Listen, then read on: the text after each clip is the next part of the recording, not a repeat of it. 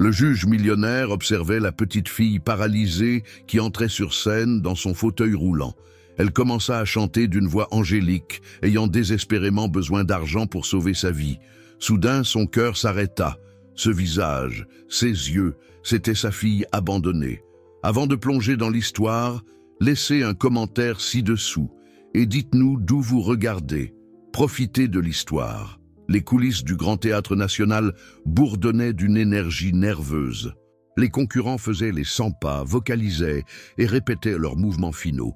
Mais dans le coin, Céline Dubois, 7 ans, était assise parfaitement immobile dans son fauteuil roulant, ses petites mains posées sur ses genoux, ses yeux fermés alors qu'elle fredonnait doucement pour elle-même. Numéro 47, Céline Dubois, appela le régisseur, presse-papiers à la main.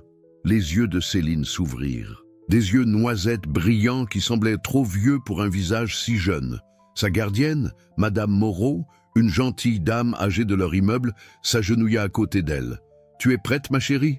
Céline hocha la tête, ses frêles épaules se redressant avec détermination. « Je dois l'être, Madame Moreau. Maman en a besoin, j'en ai besoin. » Les yeux de Madame Moreau brillèrent, tandis qu'elle poussait Céline vers l'entrée de la scène.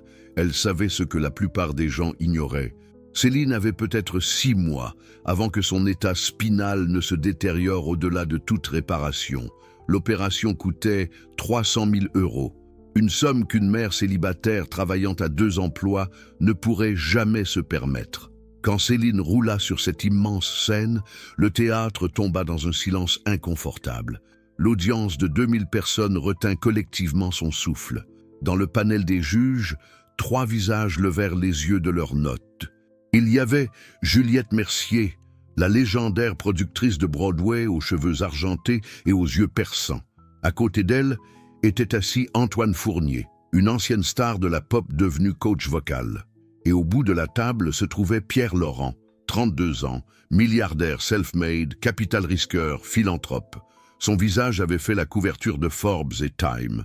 Les femmes le désiraient, les hommes voulaient être comme lui. Mais derrière ses yeux gris acier vivait un secret qui le hantait depuis 7 ans. Lorsque Céline roula jusqu'au centre de la scène, quelque chose dans la poitrine de Pierre se serra. Il ne pouvait pas l'expliquer, ne pouvait pas respirer. Le visage de la petite fille, quelque chose en elle tirait sur des souvenirs qu'il avait profondément enfouis. Juliette se pencha vers son microphone. « Bonjour, ma chérie. Comment t'appelles-tu ?»« Céline Dubois, madame. » Sa voix était douce mais claire, portant à travers le théâtre avec une force surprenante. « Et quel âge as-tu, Céline ?»« J'ai 7 ans. » Antoine sourit chaleureusement. « C'est merveilleux, Céline. Et que vas-tu nous présenter aujourd'hui ?» Les petites mains de Céline serrèrent les accoudoirs de son fauteuil roulant. « Je vais chanter « Berceuse d'ange ». C'est la chanson que ma maman me chantait quand j'étais bébé, avant que les choses deviennent difficiles. » Le stylo de Pierre glissa de ses doigts, claquant sur la table des juges. Son visage était devenu complètement blanc. Berceuse d'ange. Ces mots explosèrent dans son esprit comme une bombe. 7 ans plus tôt, une chambre d'hôpital. La voix fatiguée mais douce d'une femme chantant cette même chanson à un bébé nouveau-né. Un bébé aux jambes tordues et au diagnostic sombre. Et Pierre, 25 ans et terrifié, quittant cette chambre et ne revenant jamais. Non, ce n'était pas possible. « Quand tu es prête, ma chérie, » dit Juliette doucement. Les lumières du théâtre s'estompèrent. Un seul projecteur illumina le petit corps de Céline. Elle ferma les yeux, prit une profonde respiration et commença à chanter. La première note qui s'échappa de ses lèvres était de la pure magie. Elle flottait dans le théâtre comme quelque chose de sacré, quelque chose d'intact par la cruauté du monde. Sa voix incroyablement belle, douloureusement pure, enveloppa chaque personne dans cette audience et refusa de lâcher. « Ferme tes yeux, mon petit être. Les étoiles là-haut brillent. Bien que le monde puisse t'apporter de la douleur, tu es mon ange, à travers la nuit. » Pierre ne pouvait pas bouger, ne pouvait pas respirer. Ses mains agrippaient le bord de la table si fort que ses articulations blanchissaient. Ce visage, ses yeux noisettes, ses yeux, la forme de son nez, la courbe de son menton. Et cette chanson, La chanson de Marie, la chanson que Marie Lefebvre avait chantée à leur fille la seule nuit où il était resté. Des larmes coulaient sur son visage, incontrôlables et inarrêtables. Ce n'était pas n'importe quelle concurrente, c'était sa fille. La fille qu'il avait abandonnée parce qu'il était trop jeune, trop ambitieux, trop terrifié par une vie liée au handicap et à la lutte. La fille qu'il s'était convaincu de pouvoir oublier. La voix de Céline s'éleva plus haut, remplie d'une émotion qu'une fillette de 7 ans ne devrait pas comprendre. Mais elle comprenait. Elle comprenait la douleur. Elle comprenait la lutte pour chaque souffle, chaque moment. Elle comprenait ce que signifiait avoir besoin d'un miracle. Alors dors maintenant, ne pleure pas. Demain n'est qu'un rêve au loin, bien que je ne puisse pas toujours rester. Mon amour ne s'éteindra jamais. Quand la dernière note resta suspendue dans l'air, tout le théâtre explosa.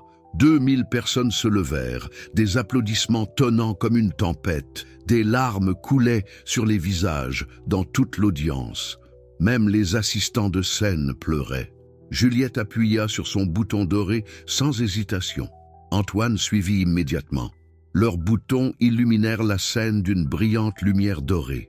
Mais Pierre resta figé, sa main flottant au-dessus de son bouton, tout son corps tremblant.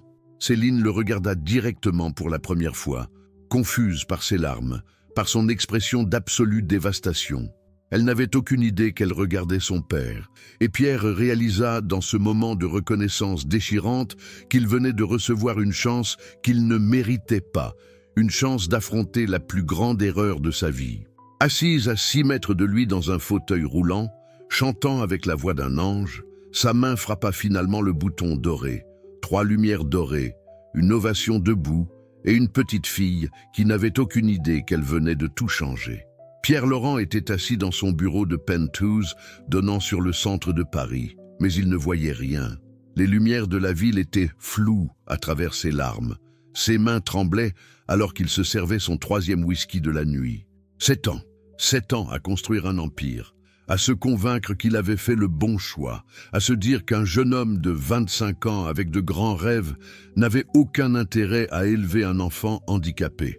Il pouvait encore voir le visage de Marie cette nuit-là à l'hôpital, 23 ans, épuisés après 18 heures de travail, tenant leur nouveau-né avec un amour si féroce. Les médecins venaient de livrer le diagnostic. Spina bifida sévère, probable paralysie, des années de chirurgies à venir.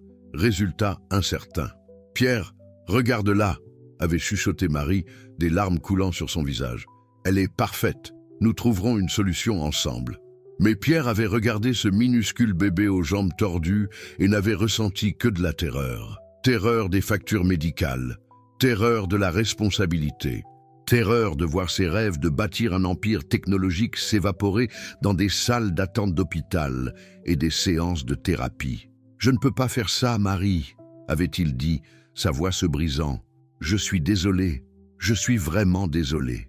Je ne peux pas. » Le visage de Marie s'était transformé de l'espoir à la dévastation en un instant. « Tu pars maintenant ? Elle est ta fille, Pierre. Notre fille. J'enverrai de l'argent, » avait-il promis, reculant vers la porte. « J'aiderai financièrement. Mais je ne peux pas. Je ne peux pas être père d'une enfant comme ça. Je ne suis pas assez fort. » Son nom est Céline, avait dit Marie froidement. « Et tu as raison. Tu n'es pas assez fort. Sors. » Il était parti, avait changé son numéro de téléphone, bloqué les emails de Marie, envoyé un avocat avec un chèque de 50 000 € et la résiliation de tous ses droits parentaux. Marie avait renvoyé le chèque déchiré en morceaux. Pierre s'était jeté dans sa start-up, travaillant 100 heures par semaine pour construire la société d'investissement qui ferait de lui un milliardaire à 30 ans. Il s'était dit qu'il avait fait le choix intelligent, le choix pratique. Mais ce soir, voyant Céline sur cette scène, voyant ce qu'il avait abandonné, le mensonge s'effondra complètement. La voix de son assistante crépita par l'interphone. « Monsieur Laurent, la voiture est prête pour votre dîner. » Pierre s'essuya brusquement les yeux. « Annule tout pour la semaine prochaine. »« Monsieur, j'ai dit annule. » Il prit une profonde respiration, se calmant. « Je suis désolé, Amélie. J'ai une urgence familiale. » Famille, le mot avait un goût de cendre dans sa bouche. Il n'avait jamais eu le droit d'appeler Céline sa famille, mais maintenant il avait quelque chose qu'il n'avait pas il y a 7 ans. Des ressources, du pouvoir, de l'argent. 300 000 € pour une opération. Il pourrait écrire ce chèque sans sourciller, mais simplement apparaître et jeter de l'argent à Marie après les avoir abandonnés, cela détruirait toute chance de quoi? Rédemption. Pardon. Non, il devait être plus intelligent, plus prudent. Il devait comprendre ce qui leur était arrivé pendant les 7 années depuis qu'ils s'étaient éloignés. Pierre ouvrit son ordinateur portable et commença à chercher. Marie Lefebvre, Paris. En quelques minutes, il l'avait trouvé vivant dans un appartement délabré dans le 19e arrondissement, travaillant comme infirmière de nuit à l'hôpital Saint-Louis et nettoyant des bureaux les week-ends. Son cœur se serra en voyant la photo granuleuse sur son badge de travail. Elle avait vieilli de plus de 7 ans. La vie avait été cruelle avec elle, et Céline, sa recherche a révélé l'inscription au concours de talent. 7 ans, paralysée de la taille aux pieds, avait besoin d'une chirurgie d'urgence dans les 6 mois, où ferait face à une détérioration permanente. Il regardait une condamnation à mort pour sa fille, causée par son abandon. Pierre prit son téléphone et appela son chef de sécurité. « Philippe, j'ai besoin d'informations complètes sur 2 personnes d'ici demain matin. Tout. Et j'ai besoin que ce soit fait discrètement. » Marie Lefebvre s'effondra sur son canapé usé à 2 heures du matin. Chaque muscle de son corps hurlait. Elle venait de terminer son service à l'hôpital, 8 heures debout, et devait encore nettoyer 3 immeubles de bureaux avant l'aube. Mais d'abord, elle devait vérifier Céline. Elle ouvrit la porte de la petite chambre. Elle partageait une chambre pour économiser de l'argent, Céline dans le lit simple, Marie sur un matelas au sol. Madame Moreau somnolait dans le fauteuil à côté du lit de Céline. « Madame Moreau » chuchota Marie, touchant doucement son épaule. « Vous pouvez rentrer chez vous maintenant. Merci beaucoup. » La vieille dame remua. « Elle s'est très bien débrouillée aujourd'hui, Marie. Vous auriez dû la voir. » Tout le théâtre pleurait. Les yeux de Marie se remplirent de larmes. « Je sais. J'ai regardé la diffusion en direct pendant ma pause. Elle était parfaite. » Après le départ de Madame Moreau, Marie s'assit au bord du lit de Céline, caressant les cheveux de sa fille. Même endormie, le visage de Céline gardait une tension, la douleur constante dont elle ne se plaignait jamais. « Je suis désolée, bébé, » chuchota Marie. « Je suis désolée de ne pas pouvoir te donner ce dont tu as besoin. Je suis désolée de ne pas être suffisante. » Elle avait tout essayé. Des collectes médicales qui avaient récolté 3 000 €, des campagnes GoFundMe qui avaient à peine atteint 5 000. Suppliant les entreprises pharmaceutiques, les hôpitaux, quiconque voulait bien écouter. Rien ne s'approchait de 300 000. Les médecins avaient été clairs. Sans chirurgie dans les 6 prochains mois, la colonne vertébrale de Céline se détériorerait de façon catastrophique. La paralysie deviendrait complète. Ses organes commenceraient à défaillir. Elle aurait peut-être 2 ans à vivre. Marie avait travaillé jusqu'à l'épuisement, littéralement en essayant de sauver sa fille. Elle avait perdu 13 kilos. Ses cheveux tombaient à cause du stress. Elle n'avait pas dormi plus de 4 heures par nuit depuis des mois. Le concours de talent était leur dernier espoir. Le premier prix était de 100 000 €. Pas assez pour la chirurgie complète, mais assez pour commencer, assez pour gagner du temps. Mais en regardant l'émission aujourd'hui, en voyant les réactions des juges, surtout ce 3e juge, le milliardaire Pierre Laurent, Marie avait ressenti un étrange frisson. La façon dont il avait regardé Céline, la façon dont il avait pleuré. Quelque chose dans son visage semblait presque familier. Non, c'était impossible. Elle était juste épuisée, voyant des fantômes dans les ombres. Son téléphone vibra. Un message d'un numéro inconnu. « Mademoiselle Lefebvre, je m'appelle Philippe Rousseau. Je représente un philanthrope intéressé par le cas de votre fille. Il souhaite rester anonyme, mais aimerait aider avec les frais médicaux. Pouvons-nous nous rencontrer ?» Marie fixa le message, son cœur battant fort. Était-ce réel ou une arnaque cruelle? Elle répondit « Qui est ce philanthrope? Pourquoi aiderait-il ma fille ?» La réponse vint immédiatement. « Il préfère rester sans nom. Il a été ému par la performance de votre fille. » Pas de condition, juste quelqu'un qui veut aider une enfant méritante. Les mains de Marie tremblaient. C'était trop beau pour être vrai. Mais quel choix avait-elle? Céline était mourante. « Je vous rencontrerai », écrivit-elle. « Mais si c'est faux, si vous essayez d'escroquer une enfant mourante, je jure devant Dieu. C'est réel, Madame Lefebvre. Demain, 15 heures, Café Montmartre. J'aurai des documents prouvant que les fonds sont légitimes. » Marie se rassit, son esprit courant. Qui ferait ça? Qui avait ce genre d'argent et ce genre de cœur? Elle regarda Céline, dormant paisiblement, et sentit le premier frémissement d'espoir qu'elle avait ressenti depuis des mois. Peut-être que les miracles étaient réels après tout.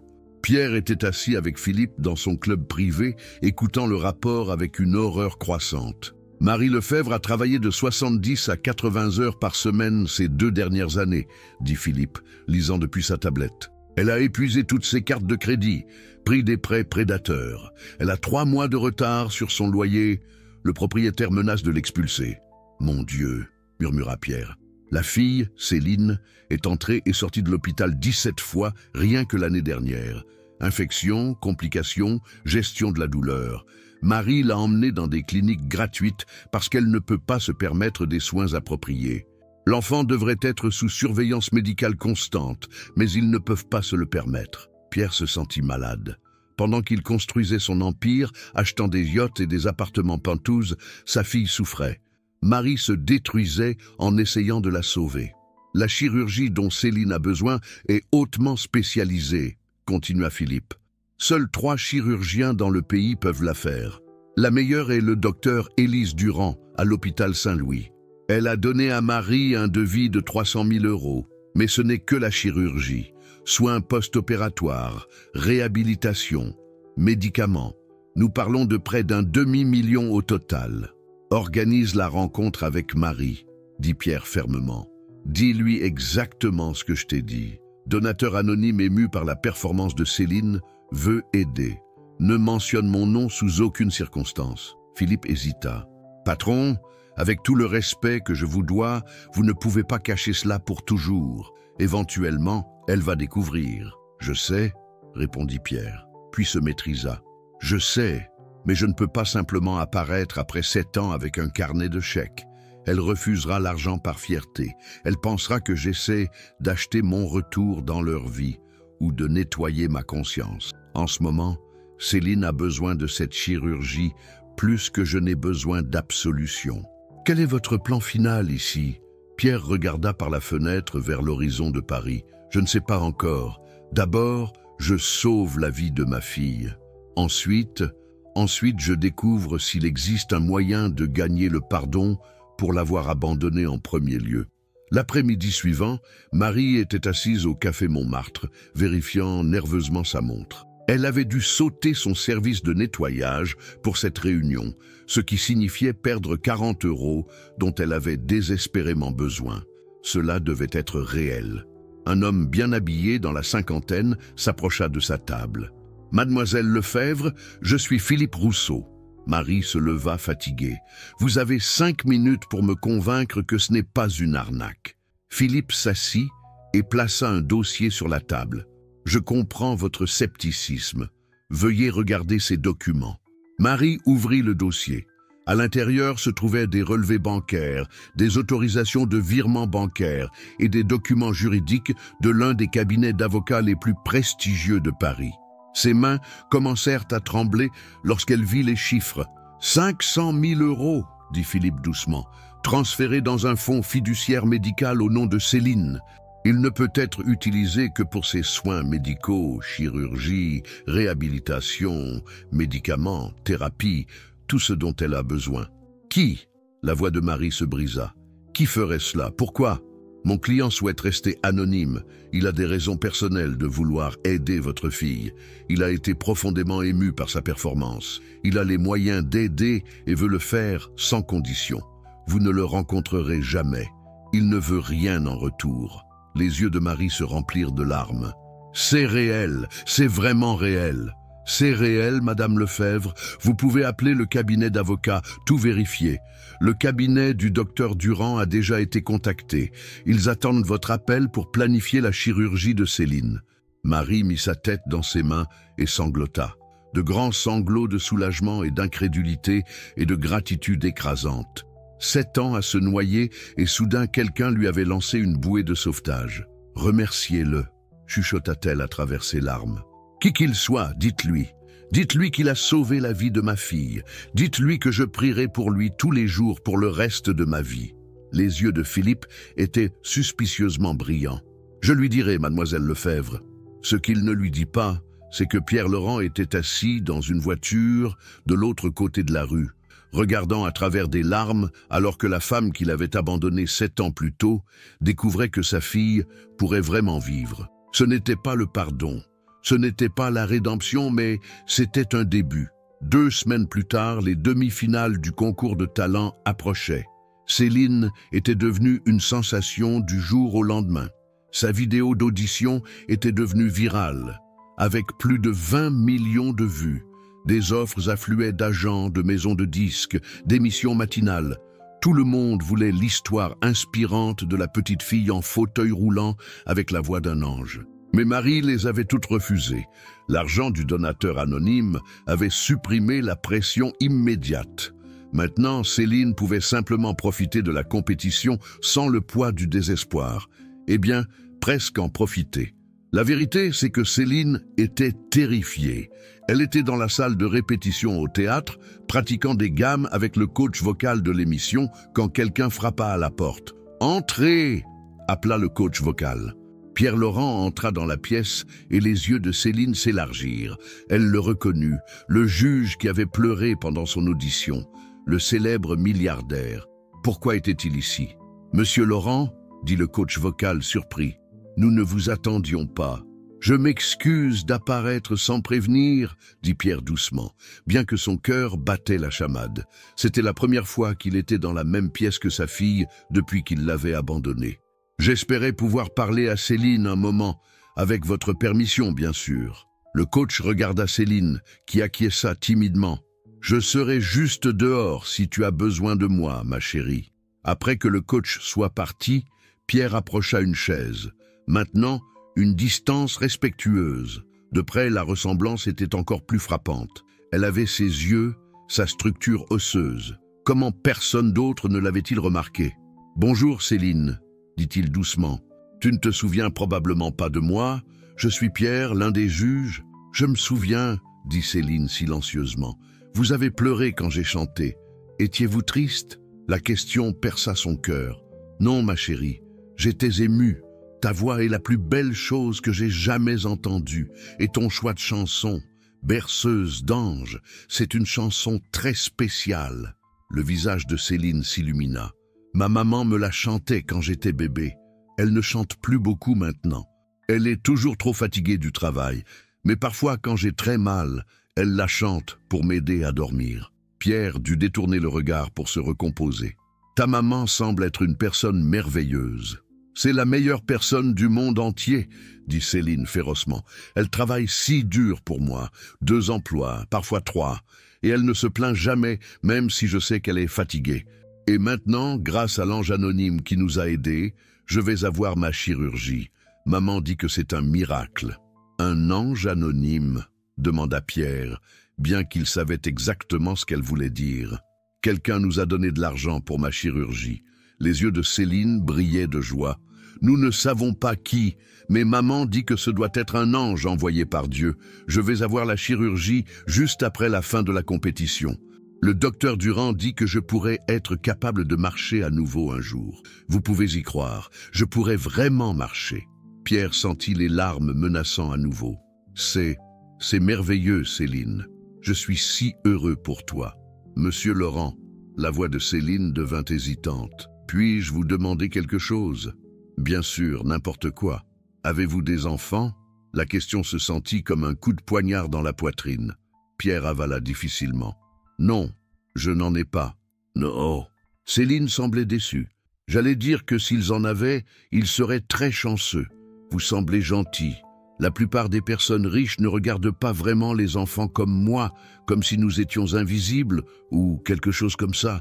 Mais vous me voyez, je peux le dire. »« Tu ne pourrais jamais être invisible, Céline, » dit Pierre d'une voix rauque. « Tu es la lumière la plus brillante que j'ai jamais vue. » Céline sourit, un sourire sincère et radieux qui brisa son cœur en 1000 morceaux. « M'aiderez-vous à pratiquer pour les demi-finales? Maman travaille et le coach est bien, mais je ne sais pas. Je sens que je peux vous faire confiance. Ce serait un honneur, » dit Pierre. Et ainsi, il passa les 2 heures suivantes à travailler avec sa fille, lui enseignant des techniques de respiration et des astuces de présence scénique, l'écoutant parler de ses rêves de chanter à Broadway un jour, de voyager dans le monde, de rendre sa maman fière. Chaque moment était à la fois agonie et extase entrelacée. Il apprenait à connaître sa fille, cet enfant incroyable, courageuse et belle, mais elle n'avait aucune idée de qui il était vraiment. En quittant la salle de répétition, Pierre prit une décision. Il aiderait Céline à gagner cette compétition. Il utiliserait toutes les ressources à sa disposition pour s'assurer qu'elle ait le meilleur entraînement, le meilleur soutien. Et après la chirurgie, après qu'elle soit en sécurité et en bonne santé, peut-être alors pourrait-il trouver le courage de lui dire la vérité. Mais pas encore. Pas quand tout était si fragile, pas quand une révélation pourrait détruire le miracle qui leur avait été donné. Marie arriva au théâtre pour chercher Céline et trouva sa fille rayonnant d'excitation. « Maman, Monsieur Laurent m'a aidé à pratiquer aujourd'hui. Il m'a appris tant de choses, il est tellement gentil et il comprend vraiment la musique, et il a dit que je pourrais gagner toute la compétition. » Marie ressentit ce frisson étrange à nouveau. « Monsieur Laurent était ici ? Le juge ? » ?»« Oui, il est venu me voir spécifiquement. N'est-ce pas incroyable ?» Marie força un sourire, mais quelque chose semblait ne pas aller.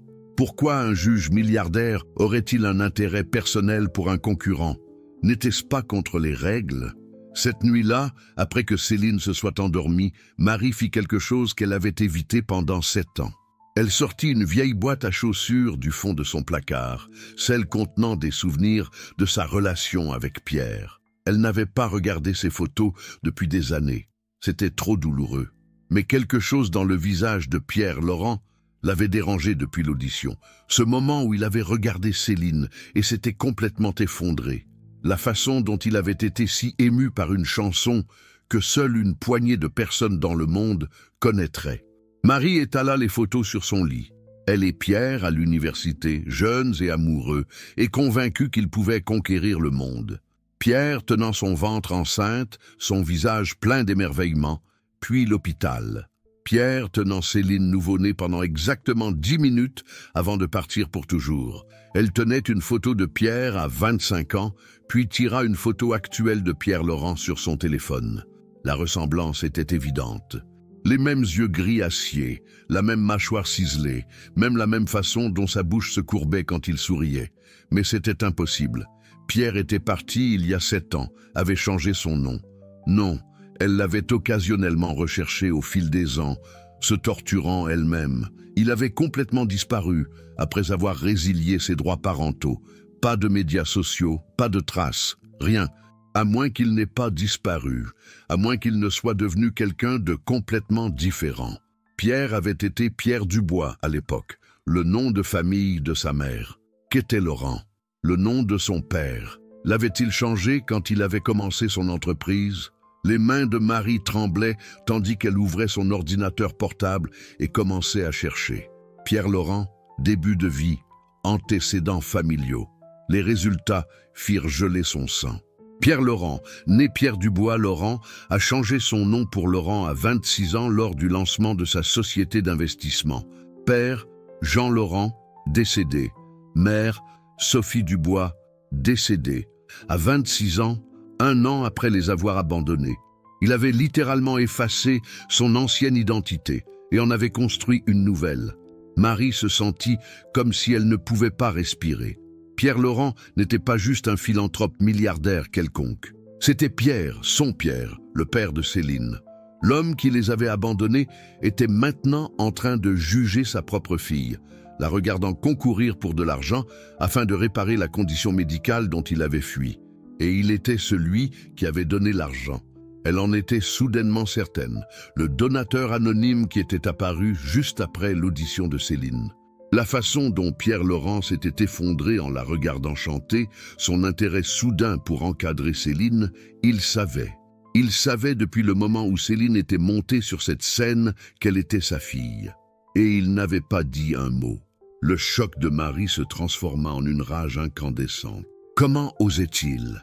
Comment osait-il les abandonner, les laisser souffrir pendant 7 ans, puis rentrer dans leur vie en jouant les héros? Comment osait-il acheter son chemin dans le cœur de Céline sans avoir le courage d'affronter ce qu'il avait fait?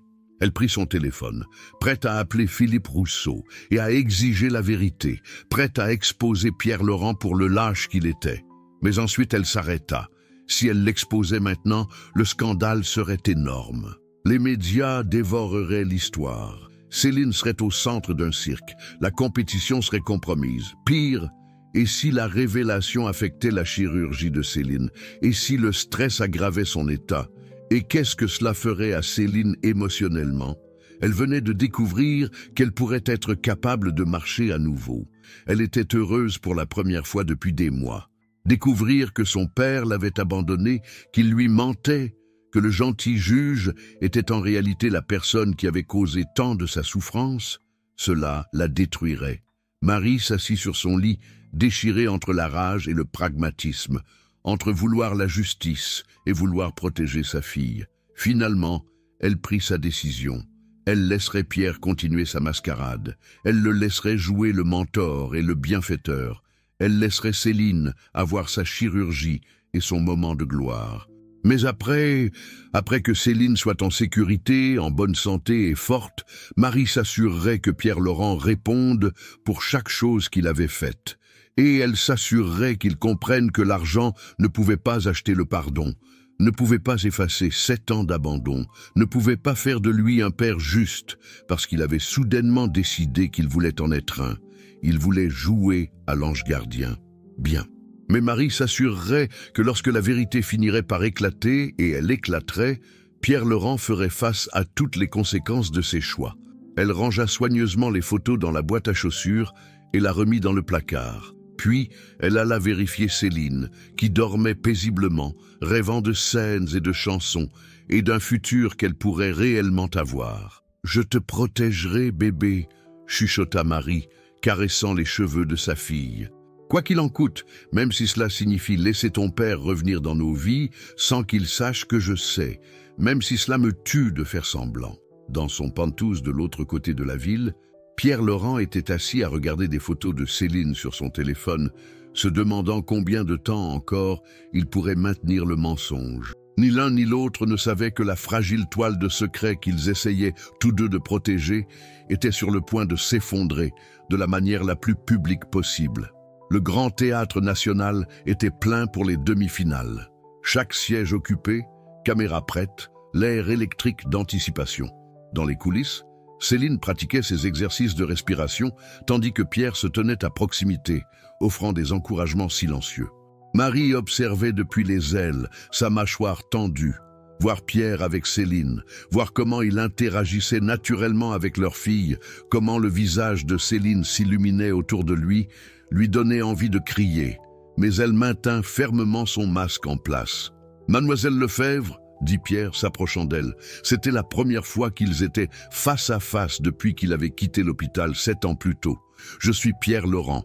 J'ai aidé Céline à se préparer. » Marie se força à lui serrer la main, bien que le toucher faisait frissonner sa peau. « Je sais qui vous êtes, monsieur Laurent. Merci pour votre temps avec Céline. Elle n'a pas arrêté de parler de vous. » De près, Pierre se sentit étourdi.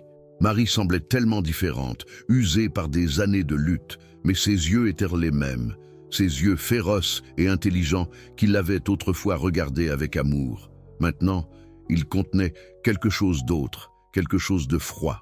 Savait-elle? Non, impossible.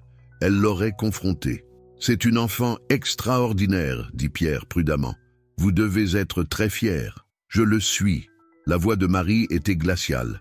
J'ai tout sacrifié pour elle. Tout. Certaines personnes fuient quand les choses deviennent difficiles, mais je suis resté. J'ai lutté. Et je continuerai à lutter pour elle, quoi qu'il arrive. Les mots frappèrent Pierre comme des coups physiques. Elle savait. Elle devait savoir. La façon dont elle avait souligné certaines personnes fuient n'était pas une coïncidence. Mais avant qu'il ne puisse répondre, le régisseur appela le nom de Céline. « C'est moi », dit Céline avec excitation, roulant vers la scène. « Souhaitez-moi bonne chance. »« Tu n'as pas besoin de chance, ma chérie, » dit Pierre, sa voix épaisse d'émotion. « Tu seras parfaite. » Marie suivit Céline jusqu'à l'entrée de la scène, laissant Pierre seul avec son cœur tonnant. Céline roula sur la scène sous des applaudissements tonitruants. Le public était tombé amoureux de son histoire. Les caméras zoomèrent, tandis qu'elle se positionnait au centre de la scène. « Bonjour à nouveau, Céline », dit Juliette Mercier chaleureusement. « Nous sommes très excités de t'entendre ce soir. Qu'est-ce que tu vas nous chanter ?»« Je vais chanter Courage », dit Céline, sa voix claire et forte. « Parce que ma maman m'a appris qu'être courageux ne signifie pas que vous n'avez pas peur. Cela signifie que vous continuez même quand vous avez peur. » Dans les ailes, les yeux de Marie se remplirent de larmes. La musique commença, une ballade émotionnelle élevée sur le courage face à des obstacles écrasants. Et quand Céline ouvrit la bouche pour chanter, elle y déversa chaque once de son âme. Sa voix n'avait fait que se renforcer dans les semaines depuis son audition. Elle avait travaillé avec les meilleurs coachs de l'émission, plus les sessions secrètes avec Pierre. Maintenant, elle commandait la scène, avec une présence qui démentait ses 7 ans et son fauteuil roulant. « Tu as essayé de me faire tomber, essayé de me faire échouer, mais je suis toujours debout d'une manière ou d'une autre, répondant toujours à l'appel. » Sa voix s'éleva et les gens ne pleuraient pas seulement, ils vivaient quelque chose de profond. Chaque personne qui avait jamais été abandonnée ressentait la chanson de Céline dans son âme. Vous êtes-vous déjà senti abandonné comme Céline ? Laissez votre commentaire ci-dessous et partagez votre histoire. Nous sommes ensemble dans ce voyage émotionnel et votre témoignage peut inspirer beaucoup d'autres qui traversent la même chose. Tu peux me prendre mes jambes, prendre mon chemin facile, mais tu ne peux pas me prendre ma voix. Tu ne peux pas faire taire la colère de mon cœur. Pierre regardait depuis la table des juges, les larmes coulant librement sur son visage. Il n'essayait plus de cacher ses émotions. Laisser les gens penser qu'il était juste un juge sensible ému par un concurrent inspirant. Laissez-les penser ce qu'ils voulaient. La vérité était qu'il regardait sa fille, la fille qu'il avait abandonnée, prouver qu'elle était plus forte et plus courageuse qu'il ne l'avait jamais été. Alors, je continuerai à chanter à travers la douleur. Je continuerai à me battre à travers la nuit, car les ailes brisées peuvent encore prendre leur envol et l'obscurité trouve sa lumière. Quand elle termina, tout le théâtre explosa. Les 3 juges appuyèrent sur leurs boutons directement pour les finales. Les gens pleuraient ouvertement. La caméra montra des membres du public s'essuyant les yeux, les autres concurrents regardant avec admiration. Céline venait de livrer l'une des performances les plus puissantes de l'histoire de l'émission. Dans les coulisses, après l'annonce des résultats, Pierre trouva Céline entourée de félicitations. Il attendit patiemment que la foule se disperse, puis s'agenouilla à côté de son fauteuil roulant. « Céline, c'était... je n'ai pas de mots. Tu étais transcendantale. »« Vraiment ?» Les yeux de Céline brillaient. « Vous le pensez vraiment ?»« Je le sais. » Pierre hésita, puis dit quelque chose auquel il pensait depuis des semaines. « Céline, je sais que cela peut sembler étrange, mais est-ce que toi et ta mère aimeriez dîner avec moi un jour ? Rien de formel, juste... J'aimerais mieux vous connaître. » Le visage de Céline s'illumina. « Vraiment ? Ce serait incroyable. Maman, vous avez entendu ? Monsieur Laurent veut dîner avec nous. » Marie avait observé depuis quelques mètres. Maintenant, elle s'avança, son sourire n'atteignant pas ses yeux. « C'est très gentil de votre part, monsieur Laurent, mais nous ne voudrions pas nous imposer. »« Ce n'est pas une imposition, » dit Pierre rapidement. « S'il vous plaît, j'aimerais vraiment. »« Nous y réfléchirons. » Marie l'interrompit. « Merci pour l'offre. Viens, Céline. Il est tard et tu as besoin de te reposer. » Tandis que Marie emmenait Céline, Pierre ressentit le rejet comme une gifle. Elle savait définitivement et elle protégeait Céline de lui. Il ne pouvait même pas la blâmer. 3 jours plus tard, Pierre se tenait devant l'immeuble d'appartement de Marie à minuit. Il était resté assis dans sa voiture pendant 2 heures, essayant de rassembler le courage d'entrer. Il devait lui parler. Il devait expliquer. Il devait faire quoi? S'excuser. 7 ans trop tard pour cela. implorer pardon. Il n'en avait pas le droit. Finalement, il sortit de la voiture et marcha vers sa porte. Appartement 4B. Le couloir sentait la graisse de cuisine et la moisissure. C'était ici que vivait sa fille, pendant qu'il était dans des penthouses et des jets privés.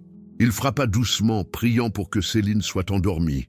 Marie ouvrit la porte et son visage passa de la confusion à la furie froide en un instant. « Qu'est-ce que tu fais ici? S'il te plaît ?» Pierre chuchota. « Pouvons-nous parler juste 5 minutes? Céline n'a pas besoin de savoir que je suis ici. » Marie regarda derrière elle vers la chambre, puis sortit dans le couloir, tirant la porte presque fermée derrière elle. « Tu as 3 minutes, puis j'appelle la police. »« Tu sais qui je suis ?» dit Pierre. Ce n'était pas une question. « Bien sûr que je sais, espèce de salaud. » Marie siffla. « Tu crois que je ne reconnaîtrai pas le père de mon enfant? Tu as changé ton nom, tu es devenu riche et tu as pensé que tu pouvais simplement prétendre que le passé n'existait pas.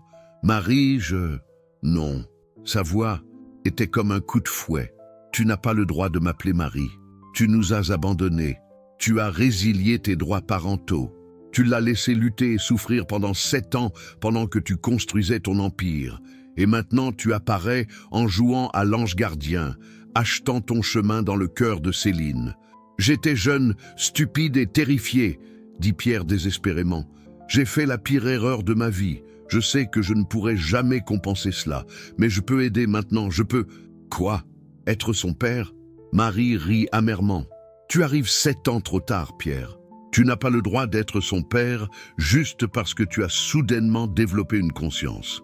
Je sais, dit Pierre, sa voix se brisant. Je sais que je n'ai aucun droit sur elle, aucun droit de m'appeler son père. Mais, Marie, elle est en train de mourir sans cette chirurgie. Que tu as payé? Les yeux de Marie brillaient. Et ne pense pas que je ne suis pas reconnaissante. Cet argent sauve sa vie, mais cela n'efface pas ce que tu as fait. Cela ne fait pas de toi son père. Cela fait simplement de toi un homme riche qui a écrit un chèque. Pierre se sentit comme si on l'avait éventré. Tu as raison, tu as absolument raison. Mais je t'en supplie, laisse-moi faire partie de sa vie. Même juste en tant qu'ami, un mentor, quelque chose. J'accepterai n'importe quoi, s'il te plaît. Le visage de Marie était de pierre. Pourquoi? Pour que tu puisses te sentir mieux. Pour que tu puisses jouer au papa quand c'est pratique et profitable pour ton image? Non, parce qu'elle est ma fille. La voix de Pierre s'éleva, puis baissa à un murmure. Parce que je vois son visage chaque fois que je ferme les yeux. Parce que savoir qu'elle existe et que je ne peux pas faire partie de sa vie me tue. Parce que j'étais un lâche il y a 7 ans. Mais j'essaie désespérément d'être meilleur maintenant. Marie le regarda pendant un long moment. Quand elle parla finalement, sa voix était calme, mais ferme. « Voici ce qui va se passer, Pierre. Tu vas rester loin de Céline, en dehors de la compétition. Plus de séances d'entraînement privées, plus de dîners. Après les finales, après sa chirurgie, après sa récupération, peut-être que j'envisagerai de lui dire qui tu es vraiment. Et alors, elle pourra décider si elle veut de toi dans sa vie.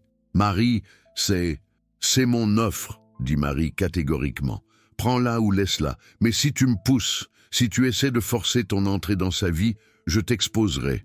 Je dirai tout aux médias, je m'assurerai que le monde entier sache que Pierre Laurent a abandonné sa fille handicapée et n'est revenu que quand c'était pratique. Tu comprends?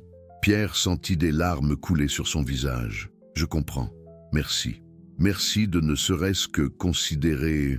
Je ne le fais pas pour toi, interrompit Marie. Je le fais pour Céline parce que, malgré tout ce que tu as fait, elle mérite de faire son propre choix quant à savoir si elle veut son père biologique dans sa vie. Mais Pierre, ses yeux étaient durs comme des diamants. Si tu lui fais du mal à nouveau, si tu la déçois, si tu lui manques de quelque façon que ce soit, je te détruirai. Argent, pouvoir, réputation, rien de tout cela ne te protégera de moi. Est-ce clair? Cristallin, chuchota Pierre. Marie hocha la tête une fois, puis rentra et ferma la porte. Pierre resta dans ce couloir délabré pendant longtemps, pleurant silencieusement avant de finalement retourner à sa voiture. Il avait obtenu ce qu'il méritait, une chance qu'il n'avait pas gagnée, une miséricorde qu'il ne méritait pas et la connaissance qu'il passerait le reste de sa vie à essayer d'être digne de la fille qu'il avait abandonnée. Les finales étaient à 2 semaines. Céline se préparait intensément, travaillant avec les coachs de l'émission depuis que Pierre avait honoré la demande de Marie de prendre ses distances. Mais Céline l'avait remarqué. Elle l'avait remarqué et elle était blessée. « Maman, pourquoi Monsieur Laurent ne vient-il plus aux répétitions ?» Elle demanda un soir. « Ai-je fait quelque chose de mal ?» Le cœur de Marie se brisa. « Non, ma chérie, tu n'as rien fait de mal. Monsieur Laurent est simplement très occupé. Il ne m'aime plus, » Céline dit doucement, des larmes se formant dans ses yeux. « Je pensais qu'il était mon ami. »« Oh, bébé !» Marie serra Céline dans ses bras. « Il t'aime beaucoup. Ce sont des choses compliquées d'adultes. Fais-moi confiance, d'accord ?» Mais Céline ne comprenait pas.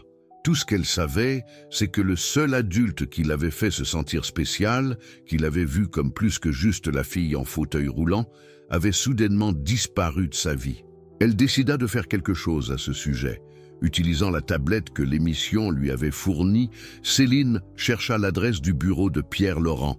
Puis, elle demanda à Madame Moreau de l'y emmener, lui disant que c'était pour un projet scolaire sur les personnes d'affaires réussies. Madame Moreau, douce et confiante, n'avait aucune raison de questionner. Pierre était en réunion quand son assistante l'interrompit par l'interphone. « Monsieur, il y a une situation dans le hall. Une petite fille en fauteuil roulant est ici et demande à vous voir. Elle dit que son nom est Céline. » Le cœur de Pierre s'arrêta. « Je descends tout de suite. » Il trouva Céline dans le hall de son immeuble, semblant petite et incertaine, entourée de marbre et de verre et de gens d'affaires pressés. Quand elle le vit, son visage s'illumina. « Monsieur Laurent, j'avais peur que vous ne me voyiez pas. » Pierre s'agenouilla à côté de son fauteuil roulant, son esprit courant. « Céline, ta mère sait-elle que tu es ici ?» Le visage de Céline s'affaissa. « Non, s'il vous plaît, ne lui dites pas. J'avais besoin de savoir pourquoi vous avez arrêté de venir me voir. Ai-je fait quelque chose de mal? N'étais-je pas assez bonne? » « Oh, Céline, non. » Pierre sentit son cœur se briser. « Tu es parfaite. Tu es l'enfant la plus incroyable que j'ai jamais rencontrée. Ce n'est pas toi du tout. » « Alors pourquoi ?» Des larmes coulèrent sur ses joues. « Vous m'avez fait sentir comme si j'importais, comme si j'étais plus que juste la fille malade. Et puis vous avez simplement disparu. Tout comme... » Elle s'arrêta. Mais Pierre comprit ce qu'elle allait dire. Tout comme son père l'avait fait.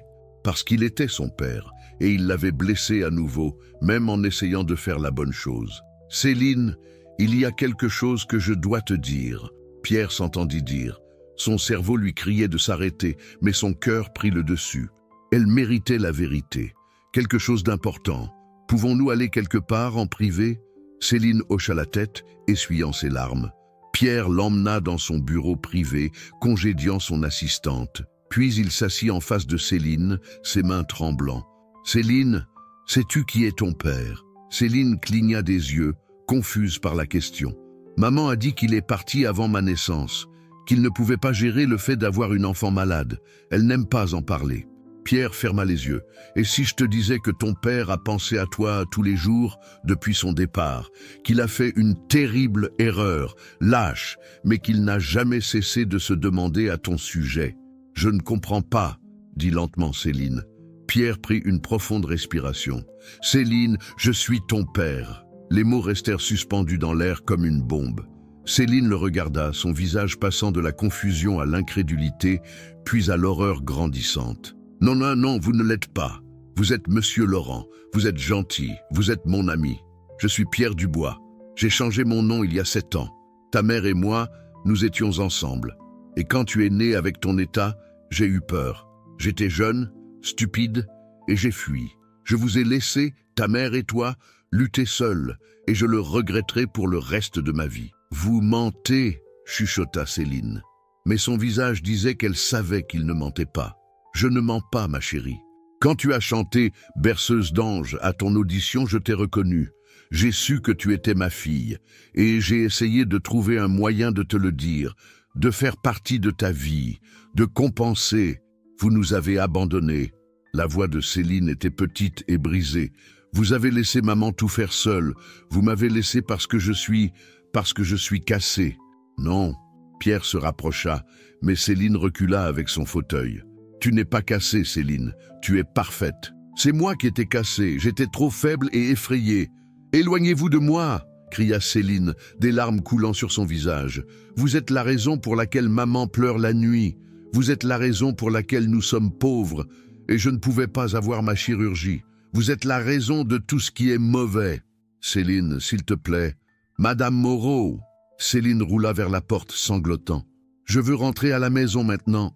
Madame Moreau, qui avait attendu dans le hall et entendu les cris, se précipita à l'intérieur, son visage pâli quand elle vit Pierre et Céline. « Que se passe-t-il ici?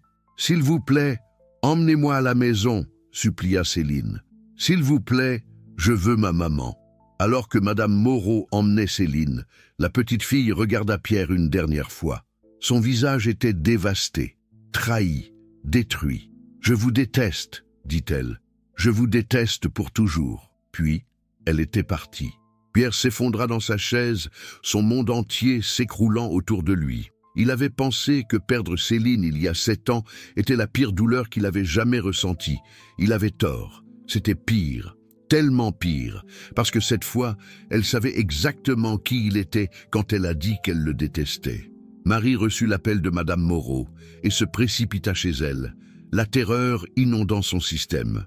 Quand elle fit irruption par la porte, elle trouva Céline dans sa chambre, sanglotant si fort qu'elle pouvait à peine respirer. « Bébé, que s'est-il passé ?» Marie serra Céline dans ses bras, son propre cœur battant fort. « C'est mon père !» Céline s'étrangla entre les sanglots. « Monsieur Laurent, c'est mon père, celui qui nous a quittés. C'est lui, maman, c'est lui. » Marie sentit la glace inonder ses veines. « Il te l'a dit. Pourquoi ne me l'as-tu pas dit ?» Céline s'éloigna, son visage angoissé. « Tu savais qui il était et tu ne me l'as pas dit. Tu m'as laissé penser qu'il était mon ami. Tu m'as laissé l'aimer. Oh, ma chérie. » La voix de Marie se brisa. « J'essayais de te protéger.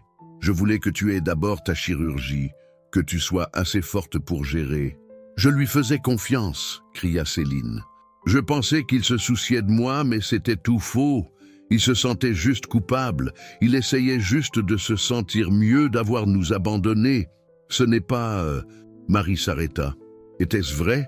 Elle ne savait plus. « J'aurais aimé ne jamais l'avoir rencontré, » sanglota Céline. « J'aurais aimé qu'il reste parti. C'était mieux quand il était simplement parti pour toujours. Au moins, alors je pouvais prétendre qu'il ne savait pas à propos de moi. Au moins alors je ne savais pas ce que ça faisait qu'il me quitte 2 fois. » Marie tint sa fille pendant qu'elle pleurait, ses propres larmes tombant silencieusement. Elle avait essayé de protéger Céline exactement de cette douleur. Et Pierre avait tout détruit avec son égoïsme, son incapacité à attendre, son besoin d'absolution selon son propre calendrier plutôt que le leur. Son téléphone sonna. Pierre. Elle refusa. Il sonna encore et encore et encore. Finalement, elle répondit « Quoi ? Marie, s'il te plaît. Je suis tellement désolé, je n'avais pas l'intention de le lui dire. Elle est venue à mon bureau et elle était tellement blessée et je ne pouvais plus lui mentir en face. » Tu ne pouvais pas mentir ? La voix de Marie était mortellement calme. Toi qui as menti pendant 7 ans, qui as effacé ton identité et as prétendu que nous n'existions pas, tu ne pouvais soudainement pas mentir. Ce n'était pas comme ça. Sors de nos vies, Pierre. L'accord est terminé. Je ne veux pas de ton argent, je ne veux pas de ton aide. Je te veux hors d'ici. La chirurgie. Je me débrouillerai. Nous avons survécu 7 ans sans toi. Nous survivrons maintenant. Marie, s'il te plaît, ne fais pas ça. Ne laisse pas Céline souffrir parce que tu es en colère contre moi. C'est toi qui as fait ça, cria Marie.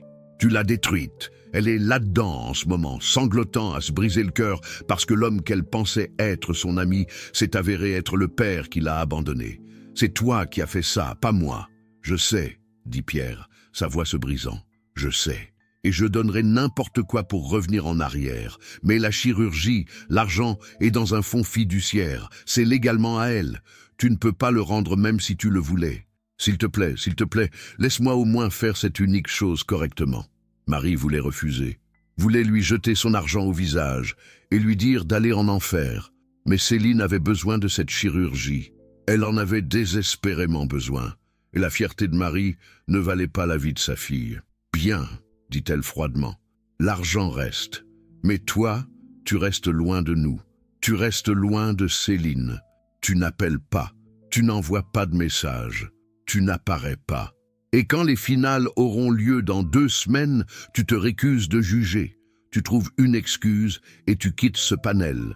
Tu comprends? Je comprends, murmura Pierre. Marie raccrocha sans dire au revoir. Le lendemain, l'histoire a éclaté. Quelqu'un, probablement quelqu'un du bureau de Pierre, l'avait divulgué à la presse. Ou peut-être Madame Moreau l'avait-elle mentionné à quelqu'un. Quoi qu'il en soit, au matin, tous les principaux médias diffusaient l'histoire. Le choquant secret du juge milliardaire, fille abandonnée concourant dans son émission. La frénésie médiatique fut instantanée et brutale.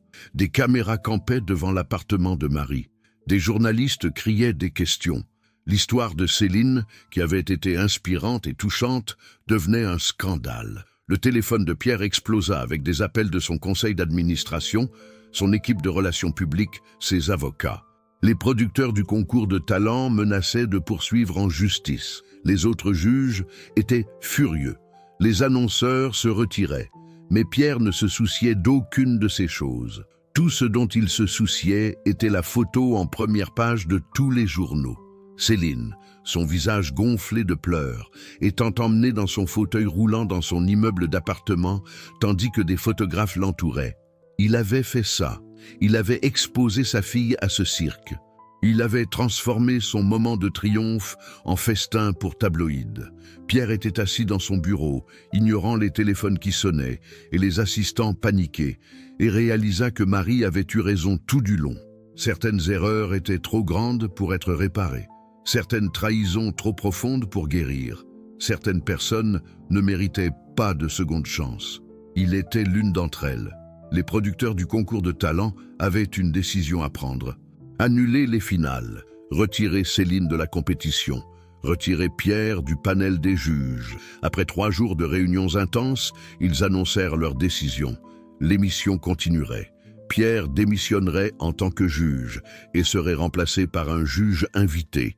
Céline serait autorisée à concourir si elle le voulait. Mais le voulait-elle? Céline avait à peine parlé depuis la révélation. Elle avait arrêté de s'entraîner, arrêté de chanter complètement. Elle restait juste assise dans son fauteuil roulant, regardant le vide, la lumière partie de ses yeux. Le docteur Durand appela avec des nouvelles inquiétantes. Le stress affectait l'état de Céline. Sa colonne vertébrale se détériorait plus rapidement. Il devait faire la chirurgie dans les 2 prochaines semaines, ou il pourrait être trop tard. Les finales sont dans 10 jours, dit doucement Marie à Céline. Veux-tu concourir? Je ne sais pas, murmura Céline. Tout le monde sait maintenant. Tout le monde va me regarder, penser à mon père. Ce ne sera plus à propos de mon chant. Ça a toujours été à propos de ton chant, bébé. Tu as la plus belle voix du monde. Ne laisse personne te prendre ça. Il me l'a prise, dit Céline. Chaque fois que je chante maintenant, je pense à comment il m'a entendu et m'a reconnu et ne m'a toujours pas dit qui il était. Comment il m'a laissé penser qu'il était mon ami. Comment il m'a fait lui faire confiance juste pour se sentir mieux lui-même. Le cœur de Marie se brisa. Est-ce vraiment ce que tu penses? Qu'il t'utilisait juste? N'est-ce pas le cas? Marie s'assit à côté de sa fille. Elle avait passé 3 jours à détester Pierre de chaque fibre de son être. Mais maintenant, regardant le visage dévasté de Céline, elle se força à être honnête. « Je pense, dit Marie lentement, que ton père a commis une terrible erreur il y a 7 ans. La pire erreur qu'une personne puisse faire. Et je pense qu'il a passé chaque jour depuis à se noyer dans le regret. Je pense que quand il t'a vu sur cette scène, ça l'a détruit. Je pense qu'il a désespérément essayé de trouver un moyen de faire partie de ta vie sans te blesser davantage. Il m'a blessé davantage, dit Céline. Je sais, et c'est sa faute, mais Céline, l'argent pour ta chirurgie, c'était lui, les séances d'entraînement. Il essayait de t'aider à gagner, pas parce que ça le faisait bien paraître, mais parce qu'il voulait que tu aies tout ce que tu méritais. Il t'aime, bébé. Il ne sait juste pas comment le montrer sans tout gâcher. Tu le défends? Céline semblait choquée. Non, j'essaie juste de t'aider à le comprendre. Tu n'as pas à lui pardonner. Tu n'as même pas à le revoir si tu ne veux pas. Mais ne laisse pas ce qu'il a fait te prendre ton don. Ne le laisse pas te voler ta voix. Tu as travaillé trop dur pour ça. Céline resta silencieuse pendant longtemps. Puis elle dit, « Si je concours, sera-t-il là ?» Non, il a démissionné en tant que juge. Bien. La voix de Céline était dure, puis plus douce. Je veux concourir, maman. Pas pour lui. Pas même pour l'argent du prix maintenant. Pour moi, parce que j'aime chanter, et je ne vais laisser personne, pas même mon père, me prendre ça. Marie serra sa fille fort. C'est ma fille. C'est ma fille courageuse et forte. La nuit avant les finales, Pierre était assis seul dans son penthouse, regardant la couverture médiatique du scandale. Sa réputation était en lambeaux. Les actions de son entreprise avaient chuté de 15%. Son conseil demandait sa démission. Il avait tout perdu. Non, ce n'était pas vrai. Il avait tout perdu il y a 7 ans quand il était sorti de cette chambre d'hôpital. Tout depuis lors, l'argent, le pouvoir, le respect, avait été construit sur la fondation de cette perte. Maintenant, c'était simplement enfin visible pour tout le monde. Son téléphone sonna, un numéro qu'il ne reconnaissait pas. Il faillit ne pas répondre, mais quelque chose le fit décrocher. Monsieur Laurent, une jeune voix, la voix de Céline. Pierre ne pouvait pas respirer. Céline, je vais concourir demain, dit-elle. Sa voix était froide, distante. Je voulais que vous sachiez que je vais chanter. Je vais gagner. Et ce ne sera pas grâce à quoi que ce soit que vous avez fait. Ce sera grâce à maman, parce qu'elle n'a jamais abandonné, parce qu'elle m'a aimé même quand j'étais difficile à aimer, parce qu'elle est restée. Céline, je ne vous pardonne pas, continua Céline. Peut-être que je ne le ferai jamais. Mais maman a dit que je devrais au moins entendre votre version de l'histoire un jour. Donc peut-être qu'après ma chirurgie, après que je me sente mieux, peut-être que je vous laisserai expliquer, mais je ne promets rien. Et je ne vous appellerai certainement pas papa. Les larmes de Pierre coulaient librement. Merci, merci de ne serait-ce qu'envisager. Ne me remerciez pas, je ne le fais pas pour vous. Je le fais parce que maman dit que tout le monde mérite une chance de s'expliquer, même les personnes qui ne méritent pas de chance. La ligne coupa. Pierre resta assis tenant le téléphone, quelque chose comme l'espoir scintillant dans sa poitrine pour la première fois en jours. Ce n'était pas le pardon, ce n'était pas la rédemption, ce n'était même pas l'acceptation, mais c'était une chance, la plus petite, la plus fragile chance. Et Pierre Laurent était déterminé à ne pas la gaspiller. Le Grand Théâtre National était plein. Chaque siège occupé, caméra prête, l'air électrique d'anticipation. Tout le monde connaissait l'histoire de Céline maintenant. Le scandale l'avait rendue encore plus célèbre. Dans les coulisses, Céline était assise silencieusement dans son fauteuil roulant. Marie s'agenouilla à côté d'elle. « Tu n'as pas à faire ça, ma chérie. Je dois le faire, maman, pour moi. » Comme elle se dirigeait vers la scène, Marie le vit. Pierre caché dans les ombres à l'arrière du théâtre. Leurs yeux se croisèrent brièvement. Ils semblaient brisés. La voix du présentateur résonna. Notre dernière concurrente n'a pas besoin de présentation. À travers des défis inimaginables, elle nous a montré un vrai courage. Veuillez accueillir Céline Dubois. Le public explosa quand Céline roula sur scène. Mais l'énergie était différente maintenant. Chuchotements, regards curieux. Elle n'était plus juste une concurrente inspirante. Elle était la fille au centre d'un scandale. « Qu'est-ce que tu vas chanter ce soir ?» demanda doucement Juliette Mercier. La voix de Céline était claire. « Je vais chanter Indestructible. C'est à propos de refuser de laisser le monde vous briser, à propos de choisir d'avancer même quand tout vous dit d'abandonner. » À l'arrière, Pierre retint son souffle. La musique commença. Céline ferma les yeux et chanta. Ce qui émergea était différent d'avant. Ce n'était pas juste du talent. C'était de la douleur transformée en puissance. Chaque note portait 7 années de lutte, de grandir sans père, d'apprendre à être courageuse parce qu'il n'y avait pas le choix. Tu as essayé de me briser, essayé de me faire tomber, mais je suis toujours debout d'une façon ou d'une autre, répondant toujours à l'appel. Sa voix s'éleva et les gens ne pleuraient pas simplement, ils vivaient quelque chose de profond. Chaque personne qui avait jamais été abandonnée ressentait la chanson de Céline dans son âme. Tu peux prendre mes jambes, prendre mon chemin facile, mais tu ne peux pas prendre ma voix. Tu ne peux pas faire taire la colère de mon cœur. Pierre regardait à travers les larmes. C'était la déclaration d'indépendance de Céline, de son handicap, de lui. Elle disait au monde qu'elle n'avait besoin de la permission de personne pour être magnifique. Je suis indestructible, inarrêtable, plus que ce que tu vois. Je suis la guerrière que tu as créée quand tu t'es éloignée de moi. La note finale resta impossiblement longue, puis explosion. 3 minutes d'ovation debout. Les 3 juges appuyèrent sur leurs boutons dorés simultanément.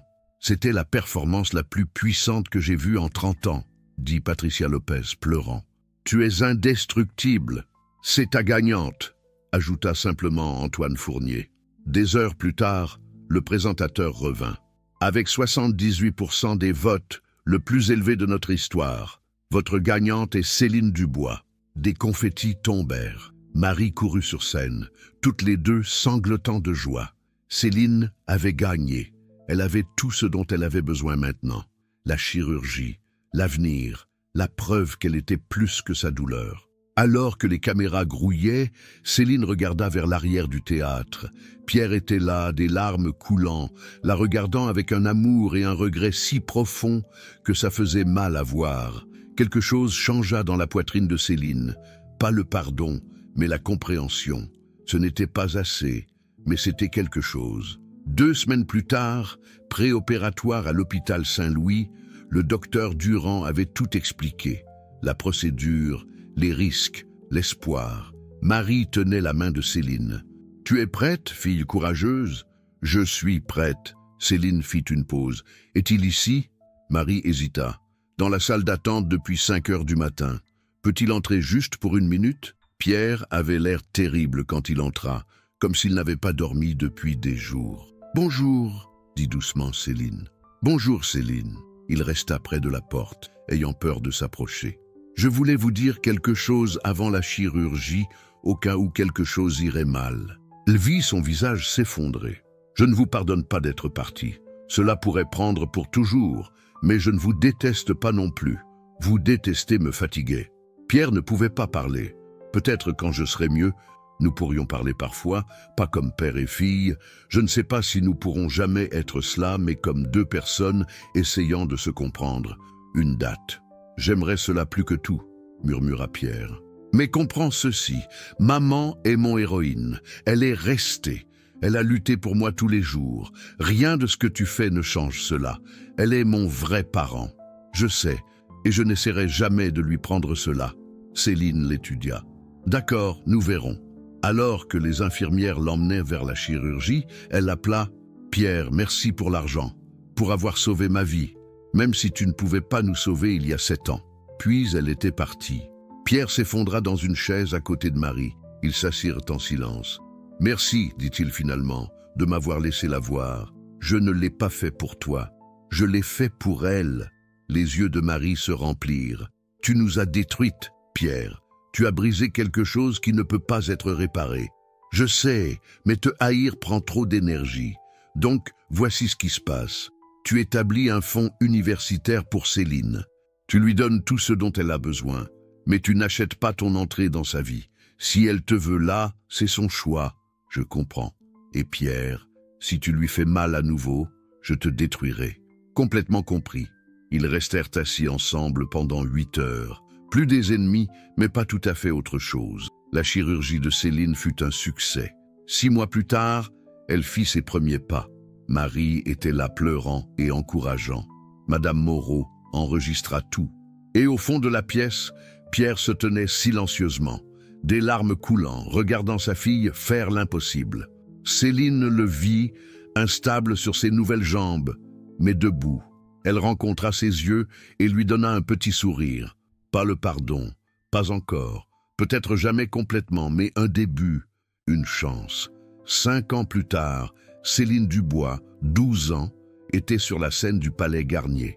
Elle avait construit une carrière de chanteuse, sorti des albums, défendu les enfants handicapés, et elle pouvait marcher maintenant.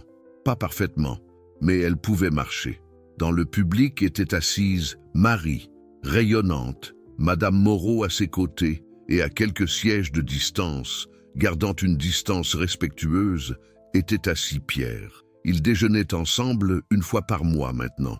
Ils ne seraient jamais père et fille traditionnels. Les blessures étaient trop profondes, mais ils essayaient et parfois c'était suffisant. Pendant que Céline chantait sa nouvelle chanson, le long chemin vers la maison, sur les voyages et le pardon et les secondes chances, Pierre ferma les yeux et écouta. Sa voix était seulement devenue plus belle, plus puissante, plus vraie. Il ne mériterait jamais le pardon de Céline, mais il passerait le reste de sa vie à essayer d'être digne de sa miséricorde. Et à la fin, cela devrait être suffisant. Si cette histoire a touché votre cœur, n'oubliez pas de laisser un like, de partager avec des amis et de la famille qui ont besoin d'entendre ce message d'espoir. Pour continuer à soutenir des histoires comme celle-ci et avoir accès à du contenu exclusif, envisagez de devenir membre de la chaîne en cliquant sur le bouton « Devenir membre » ci-dessous. Chaque soutien nous aide à continuer à vous apporter des histoires inspirantes, comme celle-ci. Commentez ci-dessous quelle a été votre partie préférée et quelle histoire vous aimeriez entendre ensuite.